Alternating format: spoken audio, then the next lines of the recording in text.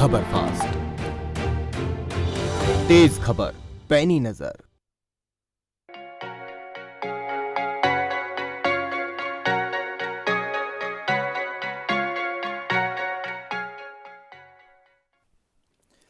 नमस्कार, आप देख रहे हैं आपका डॉक्टर और आपके साथ मैं हूं सौरभ जौहरी। आपके डॉक्टर में आज बात कोरोना के बढ़ते मामलों की। कोरोना वायरस के नए वेरिएंट ओमिक्रॉन के मामले जिस तेजी के साथ बढ़ रहे हैं उसने लोगों की टेंशन बढ़ा रखी है। एक दिन में कोरोना के 30 मामले, आपको बता दें कि 30% तक मामले बढ़ गए। देश भर में मंगलवार को कोरोना के 9,195 केस दर्ज किए गए। स्वास्थ्य मंत्रालय ने बुधवार को एक और रिपोर्ट जारी की। आंकड़ों के मुताबिक पिछले 24 घंटे में 13,154 नए कोरोना केस सामने आए, जिनमें 268 कोरोना संक्रमितों की जान चली गई। वहीं ओमिक्रॉन देश के 22 राज्यों तक फैल चुका है। दिल्ली में 263 और महाराष्ट्र में 252 मामलों के साथ देश में ओमिक्रॉन के मामलों की संख्या बढ़कर 961 हो गई। ऐसे में आपको क्या सावधानियां बरतनी हैं और कितना खतरनाक है ये कोविड का नया वेरिएंट, इसी पर करेंगे हम हेल्थ एक्सपर्ट से चर्चा। तो चलिए करते हैं कार्यक्रम की शुरुआत, लेकिन उससे पहले आपको हरियाणा सरकार की तैयारियों के बारे में बता देते हैं कि स्वास्थ्य सेवा को लेकर युद्ध स्तर पर जो तैयारियां हरियाणा सरकार कर रही है वो क्या है। इलाज के साथ मुफ्त दवा मरीजों तक पहुंचाया जाना, लोगों तक पहुंचाया जाना, आम लोगों तक पहुंचाया जाना। जांच के लिए शहरी और ग्रामीण क्षेत्रों में कैंप लगाए जा रहे हैं। अस्पतालों में स्पेशलिस्ट डॉक्टर्स हैं, उनकी नियुक्ति। सीएचसी और पीएचसी सेंटर्स पर सरकार ने सुविधा बढ़ा दी है। मरीजों को सुविधाएं मिल रही हैं। ये सब तमाम तैयारियां जो प्रदेश में मनोहर सरकार लगातार कर रही है, युद्ध स्तर पर ये तैयारियां की जा रही हैं ताकि कोई भी व्यक्ति स्वास्थ्य सेवा के बिना, या यूं कहें स्वास्थ्य सेवा से अछूता ना रह जाए। सीएचसी पीएचसी सेंटर्स पर भी सुविधाएं सरकार ने बढ़ा दी हैं और लोगों को अवेयर भी किया जा रहा है।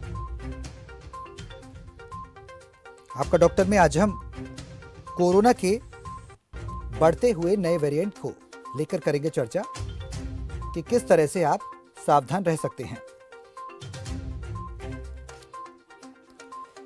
क्योंकि लगातार मामले बढ़ते जा रहे हैं और 961 ओमिक्रॉन के नए मामले पूरे देश भर में हो चुके हैं।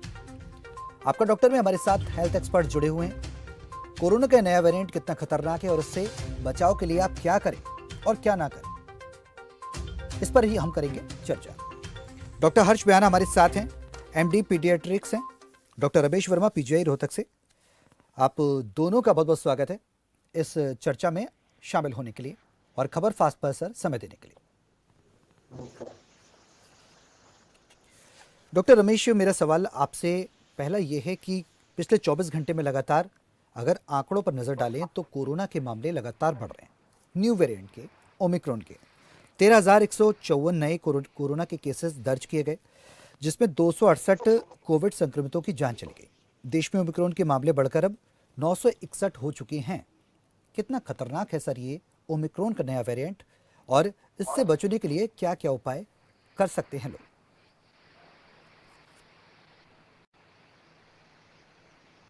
पार्ट है, रेट काफी ज्यादा है। ये जो इन्फेक्टेड पर्सन है, infect to the many normal person जी, तो ये देखा गया है कि जब भी ये इन्फेक्शन फॉर एग्जांपल एक कम्युनिटी में आता है तो काफी लोगों को इन्वॉल्व कर लेते हैं। तो लेकिन इससे डरने की कोई जरूरत नहीं है जी। अभी तक जितने भी केस आए हैं, चाहे यूएसए में आए हो चाहे वेस्टर्न कंट्री में आए हो, सभी माइल्ड टाइप के केस हैं। रेयरली कोई एडमिट हुए हैं और रेयरली कोई डेथ हुई है। हमारी कंट्री में भी ये देखा गया है कि 900 समथिंग केस है, जैसे कि आपने बताया है जी। उसके अंदर से 30% ऑफ द पर्सन नॉर्मली जो पर्सन है वो डिस्चार्ज या ठीक होके अपने घर जा चुके हैं। रेस्ट अंडर ट्रीटमेंट है।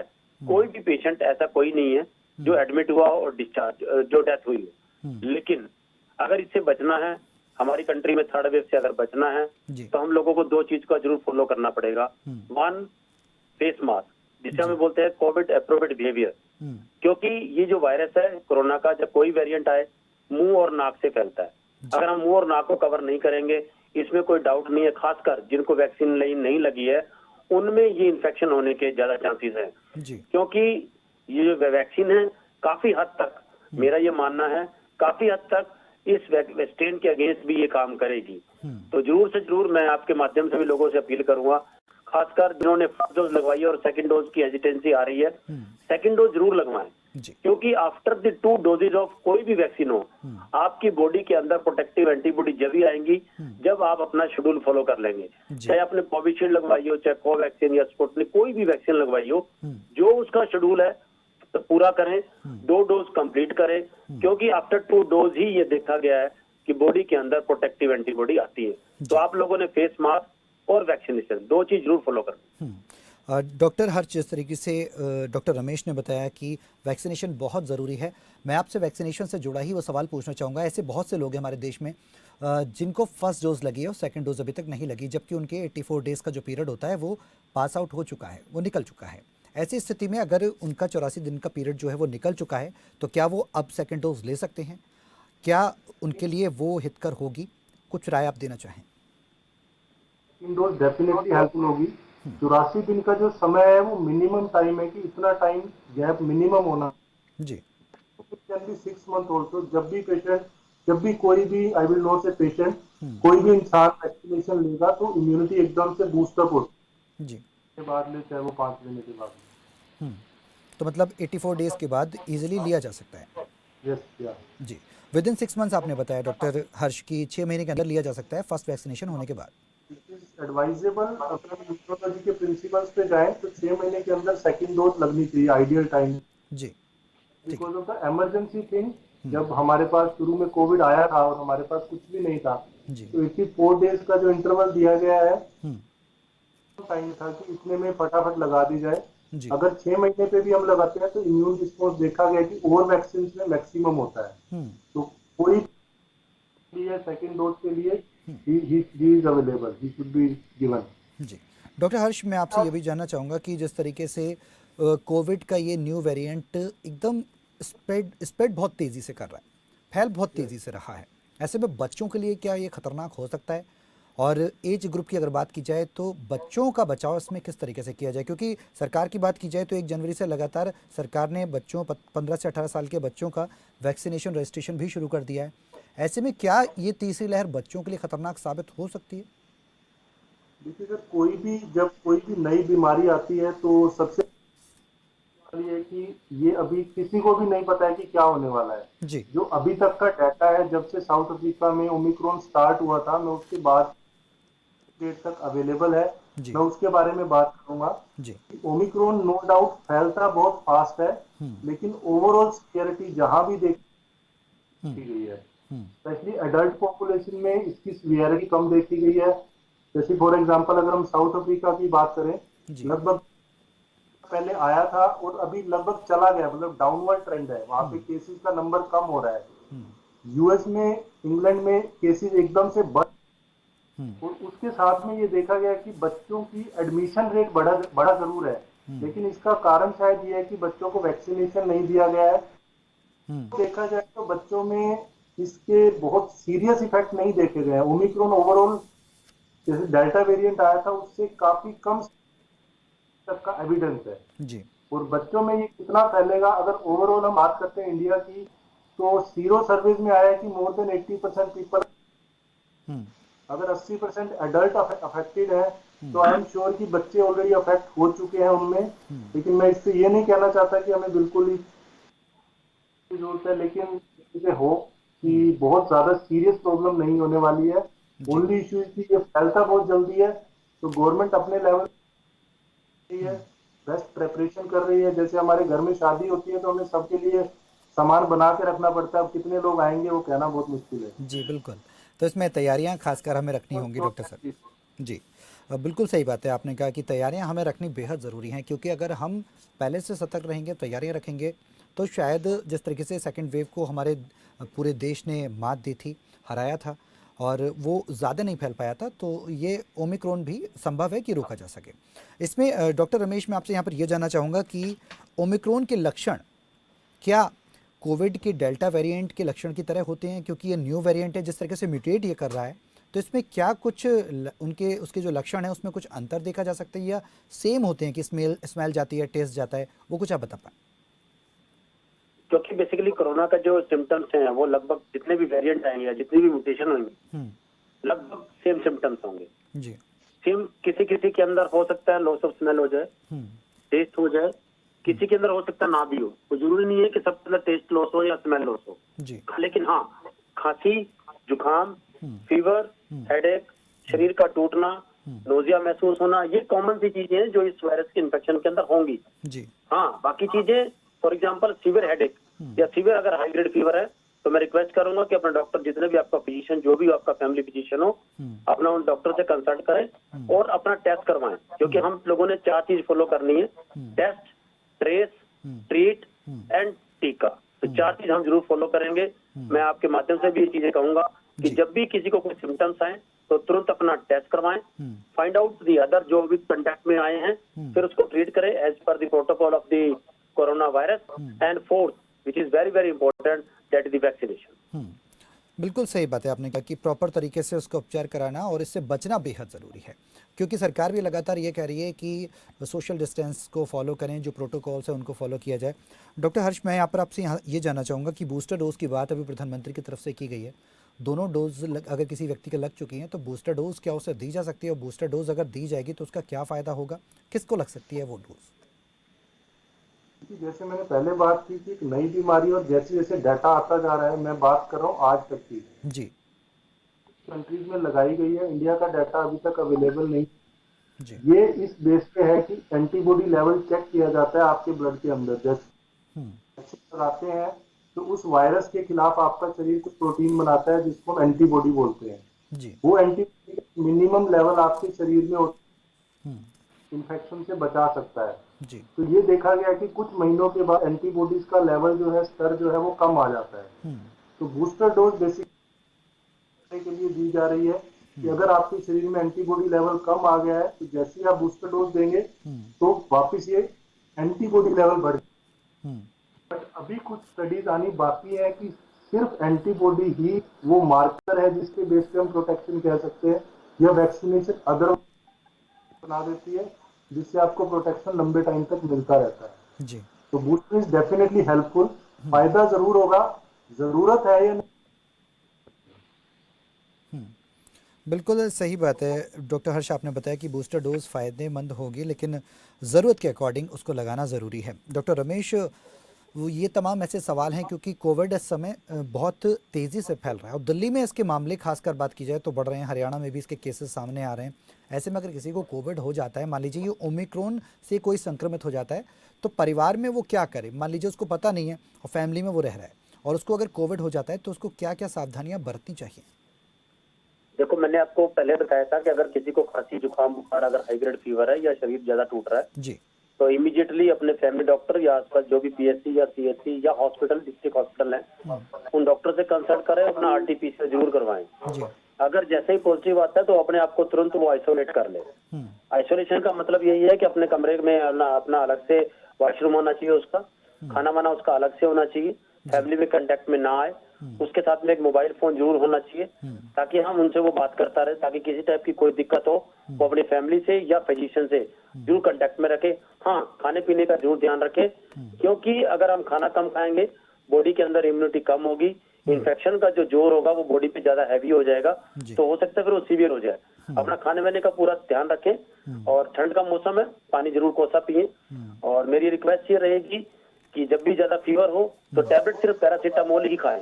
इसके अलावा अगर आपने कोई टैबलेट लेनी है तो अपने फैमिली फिजिशियन या जिस डॉक्टर से कंसल्ट कर रहे हैं उस डॉक्टर की सलाह लें।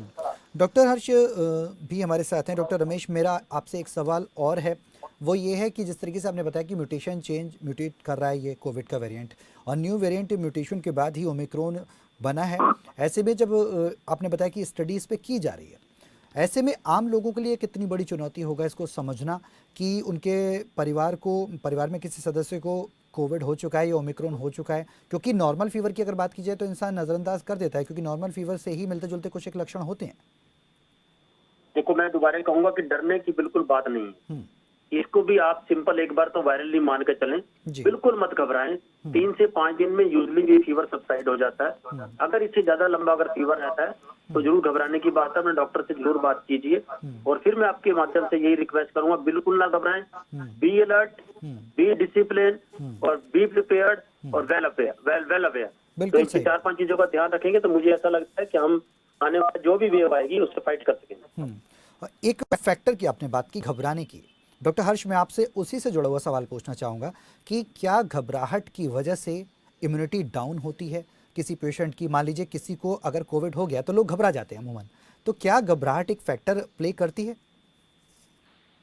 सर डेफिनेटली आप खुद देख सकते हैं कि जब आप घबरा रहे होते हैं, जब आप किसी चीज से डर रहे होते हैं, तो मैं कुछ स्टडी तो यहाँ कोट नहीं कर सकता, जी पर्सनल एक्सपीरियंस है कि घबराहट में सारे काम उल्टे पड़ते हैं। जी एंड कुछ स्टडीज इसमें देखा गया है कि अगर आप योगा या माइंड को शांत रखते हैं जिस तरीके से इम्यूनिटी को बढ़ाता है, जी तो इनडायरेक्ट स्टडीज तो हैं इस चीज को प्रूव करती हैं। तो जैसे डॉक्टर रमेश ने कहा कि घबराने की जरूरत, इतना एविडेंस आज तक अवेलेबल है ओमिक्रॉन के आने के बाद, ये लग रहा है कि एक नेचुरल इम्यूनाइजेशन हो रहा है कि ये बिल्कुल माइल्ड के बाद से आपको प्रोटेक्शन देके जा रहा है, जैसे वैक्सीनेशन भगवान कर रहा है जो भी कह सकते हैं। जी जी बट अभी तक का जो एविडेंस है it is not that. US में, लंदन में जहाँ केसेस लैक्स में, लाखों में पहुंच गए हैं, जी। वहां पे हॉस्पिटलाइजेशन रेट्स जो है, जैसे मैं 15,000 पेशेंट पहले एडमिट थे, तो आज की डेट में वहाँ सिर्फ 1,500 कुछ पेशेंट एडमिट है। जी। हालांकि total number of cases are more थे जो जब 12,000 पेशेंट थे, तो ओवरऑल सीवियरिटी काफी कम है।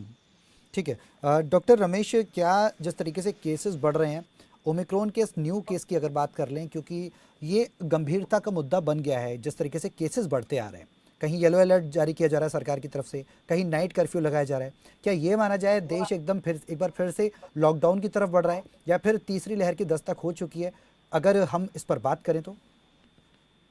देखो, सीरो सर्वे पूरे इंडिया में हो चुका है, डॉक्टर ने भी बताया है। बॉडी के अंदर, हमारी कंट्री के अंदर 70-74% की परसेंटेज की एंटीबॉडीज पॉपुलेशन के अंदर है। जी तो मेरा ये मानना है कि वेव आएगी, लेकिन इतनी तेज नहीं आएगी जितनी की सेकंड वेव आई थी। जी लेकिन आप घबराएं नहीं, बिल्कुल ना घबराएं। अगर आपने वैक्सीनेशन पूरा कर रखा है, कोविड एप्रोप्रिएट बिहेवियर फॉलो कर रहे हैं, तो मुझे ऐसा लगता है कि वो या तो इन्फेक्शन नहीं होगा, अगर हुआ तो माइल्ड में आप लोग ठीक हो जाएंगे, लेकिन घबराने की बिल्कुल जरूरत नहीं है। मतलब थर्ड वेव का कहीं ना कहीं अंदेशा ज़रूर है, क्योंकि सरकारें इसलिए सतर्क हैं, इसलिए बार बार सेंट्रल गवर्नमेंट की तरफ से भी, प्रधानमंत्री की तरफ से भी, राष्ट्र के नाम संबोधन में भी ये बात कही गई कि कहीं ना कहीं सतर्क रहने की ज़रूरत है, सावधानी बरतें और पैनिक चीज़ों को ना करें। यही बात हमारे दोनों डॉक्टर्स, हेल्थ एक्सपर्ट्स कह रहे हैं कि आपको पैनिक करने की ज़रूरत नहीं। अगर परिवार में किसी को हो जाता है तो ठीक है, लेट इट बी, आराम से उसका डायग्नोज कराएं और उसके बाद प्रॉपर तरीके से उसका ट्रीटमेंट लें। डॉक्टर हर्ष, मेरा एक सवाल है कि कोविड का जो ये वेरिएंट है और कोरोना के केसेस जिस तरीके से बढ़ रहे हैं, आपसे एक हेल्दी डाइट के बारे में थोड़ा समझ जानना चाहूँगा कि नॉर्मल व्यक्ति की डाइट से क्या हम एड ऑन करें जो इस ओमिक्रॉन से जो चपेट में आने से पहले ही अपने आप को बचाया जा सके?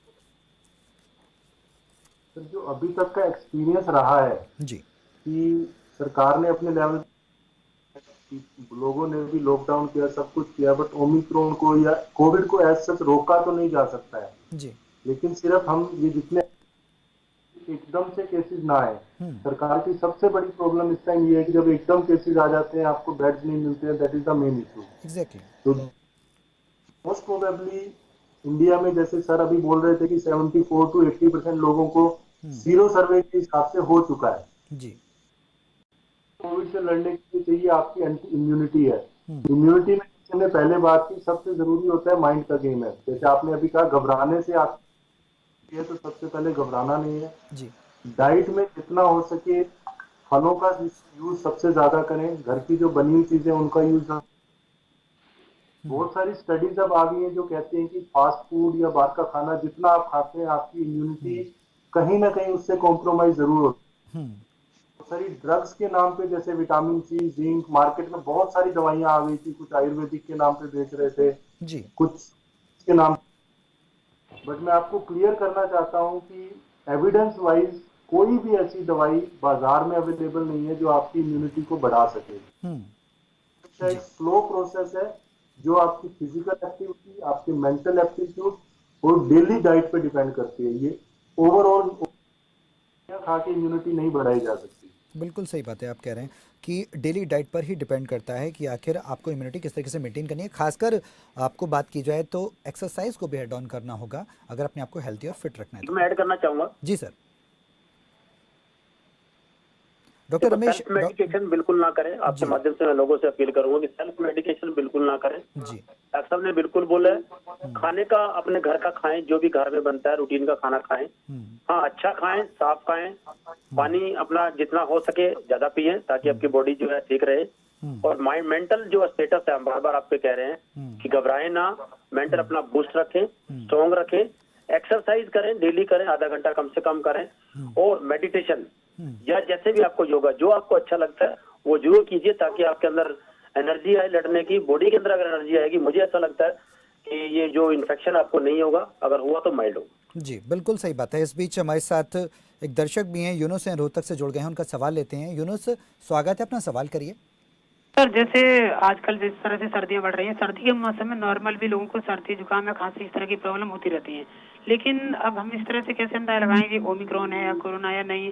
तो कभी कभी लोग क्योंकि ज्यादातर लोगों का मानना होता है कि सर्दी है तो नॉर्मल 2-3 दिन में चली जाएगी, तो इस तरह की सोच को मतलब कैसे हम बाहर निकल इस तरह की चीजें। बिल्कुल बिल्कुल बिल्कुल, आपने बिल्कुल ठीक बोला है जी। अगर आपको सिंपल खांसी जुकाम बुखार है तो बिल्कुल ना घबराएं। हाँ, अगर आपको हाई ग्रेड फीवर है, आपका बहुत ज्यादा शरीर टूट रहा है, आपको अगर उल्टियां लग रही हैं, अगर आपसे खाया नहीं जा रहा, तो अपने डॉक्टर से कंसल्ट करें। नहीं तो 2 से 3 दिन वेट करें। हो सकता है कि सिंपल वायरल हो, मौसम वाला बुखार हो, वो अपने आप ही ठीक हो जाएगा। हाँ, अगर 3 दिन से अगर ज्यादा बुखार रहता है, अगर हाई ग्रेड फीवर है, तो जरूर अपने डॉक्टर को दिखाएं। उम्मीद करते हैं यूनुस आपको आपके सवाल का जवाब मिल गया होगा। हम आज ओमिक्रॉन पर चर्चा इसलिए कर रहे हैं क्योंकि लगातार देश में केसेस बढ़ रहे हैं। ओमिक्रॉन का जो नया वेरिएंट है कोरोना का, इसको थर्ड वेव का खतरे के तौर पर देखा जा रहा है। सरकार पूरी तरह से सतर्क है।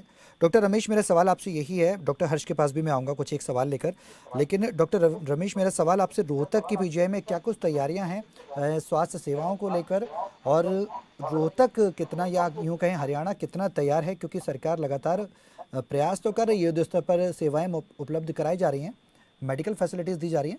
पीजीआई रोहतक में क्या कुछ फैसिलिटीज़ हैं? रोहतक पीजीआई ने सेकेंड में बहुत ही स्मूथली तरह से हैंडल किया था। हमारे पास किसी तरह की कोई कमी नहीं है। हमारे पास फुल मैन पावर है, फुल ऑक्सीजन है, फुल हमारे पास ड्रग्स हैं, किसी बात की कोई कमी नहीं है। और मैं हरियाणा की बात करूं तो हरियाणा के अंदर भी बिल्कुल ना घबराएं, हमारे पास ICU bed, oxygen cylinder, drug सब कुछ अवेलेबल है, खासकर जो भी सरकारी हॉस्पिटल्स हैं। और पीजीआई, हम अगर थर्ड वेव बाई चांस अगर आ गई तो हम फुली प्रिपेयर्ड हैं, बिल्कुल ना घबराएं। एज पर अगर हम डॉक्टरों की बात करें, डॉक्टर हमारे 24/7 बिल्कुल खड़ा हुआ है। जब भी कोई इस तरह की प्रॉब्लम आ गई तो हम आगे बढ़ चढ़ के ये काम को जरूर पूरा करेंगे। चलिए, उम्मीद करते हैं कि जिस तरीके से आपने ये तमाम बातें बताई हैं बिल्कुल सही हैं, और सरकार भी लगातार युद्ध स्तर पर ये प्रयास भी कर रही है कि आम लोग किसी तरीके से परेशान ना हो। एहतियात भी इसमें बरता जाना है, बरतना बहुत ज़रूरी है। डॉक्टर हर्ष, अगर बात की जाए जिस तरीके से हम ओमिक्रॉन पर चर्चा कर रहे हैं, सुविधाओं की अगर बात कर लें तो एज अ डॉक्टर आप सरकार की जो सुविधाएं हैं उसको किस नज़रिए से देख रहे हैं, और क्या पूरी तरह से सरकार तैयार है थर्ड वेव से लड़ने के लिए? क्योंकि सेकंड वेव में हमने देखा था हालात बहुत ही ज़्यादा विपरीत हो गए थे, चीज़ें नहीं थी, ऑक्सीजन सिलेंडर्स नहीं थे, लोग गिड़गिड़ा रहे थे अपनों को बचाने के लिए, जद्दोजहद चल रही थी, बहुत ख़तरनाक तस्वीर थी। लेकिन क्या अब हम तैयार हैं पूरी तरह? तो देखिए, जिस तरीके से सेकेंड वेव आई थी, फिर दुनिया का कोई भी देश उसके लिए तैयार नहीं था जी। अगर आज उस स्पीड से पेशेंट आते हैं तो शायद कोई भी देश तैयार जी। लेकिन सरकार ने बहुत अच्छे तरीके से मैनेज किया है। जैसे आपके घर पे आप रोटी बनाते हैं 5 जनों की, सडनली 100 मेहमान आ जाए तो आप कहाँ से उनके लिए खाना खिलाओगे? बिल्कुल, इतना भी कर लीजिए। जिस स्पीड से सेकेंड वेव आई थी वो तो नहीं किया जा सकता है, बट जो द बेस्ट मेथड जो सरकार ने की है, जो कैपेसिटी एक साल में, शायद पिछले 10 सालों में भी इतनी कैपेसिटी बिल्डअप नहीं हुई थी, जितने बेड्स इंक्रीज हुए हैं, जितना सरकार की तरफ से ऑक्सीजन, ये सब तैयारी पूरी है, लेकिन हम दुआ करते हैं कि उस तैयारी की कभी जरूरत ही ना पड़े। बिल्कुल सही बात है डॉक्टर हर्ष, तैयारी तो है लेकिन उम्मीद यही करें कि किसी तरीके से ख़त्म हो जाए ये नया वेरिएंट जो है। और बढ़ रहा है तो कहीं ना कहीं उस तरीके से आपने बताया कि मॉर्टेलिटी रेट उतनी नहीं है, तो लोगों को पैनिक होने की भी ज़रूरत नहीं है इसमें। और डॉक्टर हर्ष, ये सवाल बार बार लोगों के मन में कौंधता है कि अमूमन जैसे कि आपने बताया कि सीरो सर्वे के अकॉर्डिंग भी 80% लोग कोविड उनको पास आउट होकर निकल चुका है, या कुछ लोगों को बहुत ही माइल्ड सिम्टम्स होते हैं, वो नॉर्मल ठीक हो जाते हैं उनकी इम्यूनिटी के बेस पर। क्या कुछ केसेस आपके सामने ऐसे भी आए हैं जिनको कोविड था और उनको काफ़ी लंबे समय बाद पता चला वो ठीक हो गए और फिर बाद में क्रिएट हुआ? I would say more than 95% cases ऐसे थे जी। केसेस जिनमें था लेकिन कोई दिक्कत नहीं, सिर्फ 10% पेशेंट। अगर मैं कोविड-19 डेल्टा वेरिएंट की बात करूं जी। तो 90 थे, 10% पेशेंट्स में ही दिक्कत आई थी और उन 10 में से 2 पेशेंट ऐसे थे जिनको अपनी जान गंवानी पड़ी। 8 पेशेंट उसमें से हो गए थे। अब मैं यही डाटा अगर ओमिक्रॉन का बात करूं तो ये लेस देन 1% ही सीरियस कर रहा है। अगर ओवरऑल हम डाटा देखें जी, लगभग 5 से 10 गुना ज्यादा सीरियस कर रहा था, ओमिक्रॉन उससे 10 लाख कम पेशेंट को सीरियस कर रहा है। प्रॉब्लम यह है कि जब केसेस बढ़ेंगे तो एकदम केसेस आने चाहिए, 1000 केसेस आ रहे हैं, उन 1000 में से 4 या 5 अगर सीरियस होते हैं तो उनके लिए हमें तैयारी करना जरूरी है। और डॉक्टर रमेश, बिल्कुल जिस तरीके से डॉक्टर हर्ष ने बताया कि हम पूरी तरह से तैयार हैं और 90% से ज़्यादा केसेस ऐसे आए थे जो जिनके पास अगर ओमिक्रॉन उनको था भी तो उनसे होकर गुजर गया, पता नहीं लगा, फिर ठीक हो गए। ये बहुत अच्छी बात है कि लोग रिकवर कर रहे हैं, रिकवरी रेट हमारे देश में बढ़ रही है, ये बहुत अच्छा संकेत है।